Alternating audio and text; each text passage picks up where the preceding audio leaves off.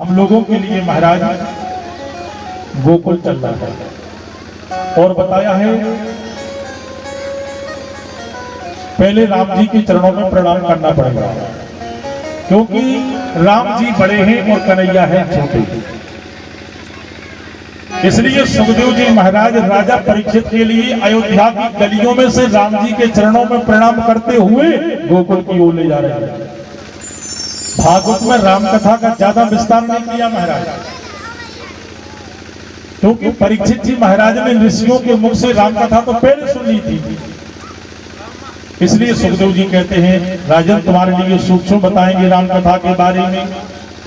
तो आइए हम लोग उसी पावन भूमि पर चलें, सूर्यवंश में प्रवेश करते हैं। जिस पावन वंश में हमारे प्रभु ने राम ने जन्म लिया है, बड़े सूक्ष्म बताएंगे। फिर अपन लोग गोकुल चलें, भगवान का जन्म करें, ज्यादा समय नहीं लेंगे। नारायण के बेटा ब्रह्मा हुए, ब्रह्मा के पुत्र वशिष्ठ हुए हैं, शक्ति पाराशर, और इन्हीं के वंश में मरीचि, कश्यप, सूर्य, वैवस्वत मनु जिसको हम कहते हैं, और इन्हीं के वंश में महाराज सुदुम्न, इन्हीं के वंश में नवक, नवक के नाभाग, और नाभाग के अम्बरीश। महाराज अम्बरीश ऋषि की कथा को सब जानते हैं।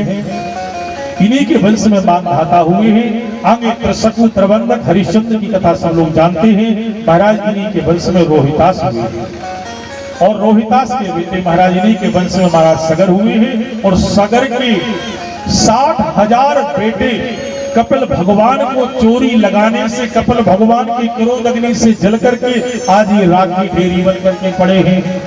लोगों ने कहा अगर गंगा जी का प्राकट हो जाए तो इनका उद्धार हो सकता है। उस समय जाकर के महाराज अब गंगा जी को कौन लाए? अंशुमान ने जाकर के गंगा की आराधना की, और उसके बाद में जाकर के दिलीप ने भी माँ गंगा की आराधना की, पर गंगा ने दर्शन नहीं दिया।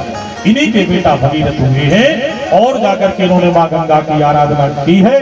माँ गंगा ने दर्शन दिया, और गंगा ने कहा भगीरथ से राजन हमारा वेग, हमारा वजन तो विशाल है, अगर मैं इस पृथ्वी पर आऊंगी तो पृथ्वी फट जाएगी और मैं रसातल के लिए चली जाऊंगी। अगर भगवान शंकर अपनी जटाओं में रखने का निमंत्रण स्वीकार कर ले तो मैं आने के लिए तैयार हूं। उस समय जाकर के भगवान शंकर तैयार हो जाते हैं। सुखदेव जी कहते हैं राजन अब सबसे पहले माँ गंगा कहां से प्रकट होती हैं? ब्रह्मा के कमंडलू से। जब वामन भगवान का दूसरा पग जाकर के ब्रह्मलोक में पहुंचा, ब्रह्मा जी ने जाकर के तुरंत प्रभु के चरणों को पखाल लिया और अपने कमंडलू में रख लिया। तो ब्रह्मा की कमंडल से माँ गंगा प्रकट होती है। उसके बाद में जाकर के बताया महाराज ब्रह्मा के कमंडलू से गंगा का प्राकट हुआ, ध्रुवलोक पर आई हैं, ध्रुवलोक से सप्तऋषि मंडल पर आई हैं, और सप्तऋषि मंडल से जाकर के शिव जी की जटाओं में पहुंची हैं, और शिव जी की जटाओं में से सुमेरु पर्वत पर आई हैं, सुमेरु पर्वत से हिमालय पर्वत से होती हुई जाकर के महाराज जहां जहिनो ऋषि की कुटिया बनी हुई थी, कुटिया को बहा दी थी। महाराज को क्रोध आ गया, एक ही अंजल में पान कर गए। अब संतों ने कहा महाराज गंगा को प्रकट कीजिए। तो जहिनु ऋषि ने सोचा गंगा को मुख से प्रकट करते हैं तो झूठी हो जाएंगी, अन्यत्र जगह से प्रकट करते हैं तो अपवित्र हो जाएंगी। इसलिए जहिनु ऋषि ने दाहिनी गंगा का भेदन किया और गंगा को प्रकट किया। एक नाम और पड़ गया जानवी, तो जानवी के नाम से मां गंगा जानी जाती है। उस समय जाकर के भगीरथ आगे आगे दौड़ते जा रहे हैं, और पीछे पीछे मां गंगा दौड़ती जा रही हैं। और जहां सगर के 60,000 बेटे राख की ढेरी बन करके पड़े थे, मां गंगा ने उनका उद्धार कर दिया। इस तरह से जाकर के कलयुग के प्राणियों का उद्धार करती है मां गंगा, और इस मृत्यु लोक में बहने लगती है। बोलिए गंगा मैया की जय। इन्हीं के वंश में महाराज एक राजा हुए हैं जिनके नाम है सुत, सुत के सुतास। इन्हीं के वंश में खटवांग हुए हैं, दीर्घबाहु, रघु और दिलीप। दिलीप के अज हुए महाराज, और अज के हुए महाराज दशरथ। तो देखिए दशरथ जी कहाँ के राजा हैं? दशरथ जी है अयोध्या के राजा। और सज्जनों अयोध्या किसे कहते हैं? जहां कभी युद्ध ना हुआ हो उसे कहते हैं अयोध्या, और उसी के लिए हम कहते हैं अवधपुरी। जहां कभी किसी का वध ना हुआ हो उसी के लिए हम कहते हैं अवधपुरी। आज अयोध्या की दीवानें भी सोचती हैं कि ऐसा बेटा हो कम से कम तो जो हमको पकड़ करके चलना सीखे। दशरथ जी महाराज वहां के राजा हैं। आइए गोस्वामी तुलसी की पंक्तियों के माध्यम से हम लोग श्रवण करें। हो अवधपुरी रघुकुल मन लाऊ, अवधपुरी रघुकुल मथुराओ ओ अवधपुरी रघुकुल मथुराओ अवधपुरी रघुकुल मथुराओ वेद विदित तेहि दशरथ नाओ वेद विदित तेहि दशरथ नाओ धर्म धुरंधर गुण निधि ज्ञानी ओम श्री राम जय राम जय जय राम हृदय भगत मति सारंग पाणी हृदय भगत मति सारंग पाणी एक बार भूत मन माही एक बारी भूपति मन माही भाई के रानी मोरी सुधनाई भई की रानी मोरे सुतनाही गुरु गया हो तो देवई माला गुरु ग्रह गया हो तुरंत मही पाला चरण लागी करी विनय विशाला चरण ला सुख सब गुरु सुनायो निज भक्ति सुखी सभी गुरु ही सुनाओ सुख सब गुरु सुनायो निज भक्ति सुखी सभी गुरु सुनाओ कहीं वशिष्ठ बहुविधि समुदायो कहीं वशिष्ठ बहुविधि समझायो हो मेरे भगत भय हारी भगत है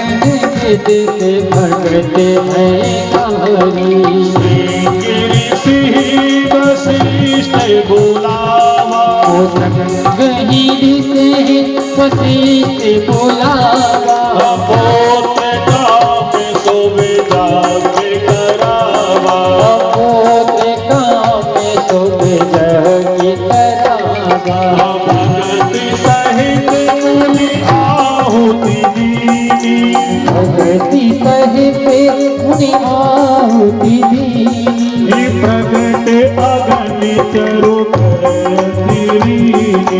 प्रगट अद्भुत रूप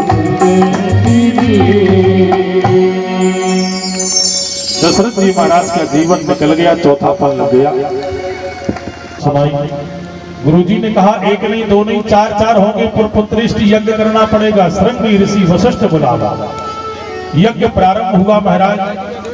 यज्ञ नारायण भगवान चरु लेकर के प्रकट हुए और गुरुजी को दी। गुरुजी ने राजा को बुलाया और राजा से कहा कि जाओ यथा योग भाग बना करके अपनी रानियों को खिला देना। और राजा ने तीनों रानियों को प्रसाद दिया महाराज चरु ली। उस समय जाकर के महाराज माता कौशल्या कह गई और सुमित्रा तीनों माताएं चरु लेकर के खड़ी थी। अपने हाथ में आकाश मार्ग से पक्षी आया उड़ता हुआ, जिसको हम कहते हैं चील। सुमित्रा माता के हाथों में से लेकर के उड़ गया और उसी कैलाश पर्वत पर पहुंचा, जिस पर्वत पर मां अंजना भगवान शंकर की आराधना कर रही थी। उस पेड़ के ऊपर वो पक्षी बैठ गया और पक्षी के मुख से वो चरु छूट गई, मां अंजना की गोद में गिर गई। मां अंजना ने भगवान शंकर की प्रसादी समझ करके उसको पा लिया। तो आज उसी चरु के द्वारा हनुमान जी महाराज का यहाँ जन्म होता है। बोलिए हनुमान जी महाराज की जय हो। माता सुमित्रा ने कहा कि बहन क्या हमारे यहाँ बेटा नहीं होगा? तो माता कौशल्या ने कहा, कैकेयी ने कहा, देखो बहन अभी हम लोगों ने अपना प्रसाद नहीं पाया। तो आधा आधा भाग दोनों माताओं ने माता सुमित्रा के लिए दिया। और उस समय जाकर के माता सुमित्रा ने वचन दे दिया, बहन अगर हमारे यहाँ 2 बेटे होंगे तो मैं वचन देती हूँ कि एक एक बेटा तुम लोगों की बेटा की सेवा में छोड़ देंगे। तीनों रानियां भगवान की प्रसादी पा करके आज भगवान का भजन करती हैं। सुखदेव जी कहते हैं धीरे धीरे आज वही समय आ गया। नौमी तिथि मधुमास पुनीता, नौमी तिथि मधुमास से पुनीता शुक्ल पक्ष अबुदित हरि प्रीता शुक्ल पक्ष हरि प्रीता अमृत दिवस अति शीत न धामा